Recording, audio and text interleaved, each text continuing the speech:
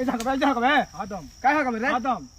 काय खाते हकबे इजे रे हदम लिखवा लहू हमार थे तो हमार गार हम हदम काय हकबे हदम। सरकार का हक जमीन रे ना सरकार के ना हमार सरकार तोरा के पैसा देले बा घर में ना ना हमार हम हदम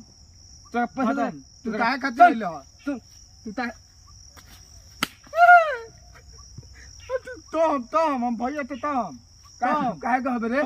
काहे कहबे तम सुन पहले हां तोरा सरकार ना हमार थे सुन तो पहले हमार थे तो हम हदम सुन ना थुनम ना सुन थुनम सुन सुन बाबू ना सुन सुनो। सुन बाबू सुन ना थुनम सरकार पैसा देले बता रखे हां ना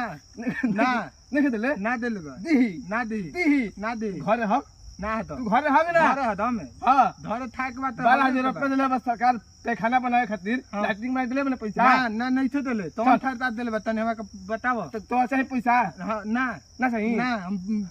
खुला में हदम काय हकबे हदम काय हकबे खुला में हदम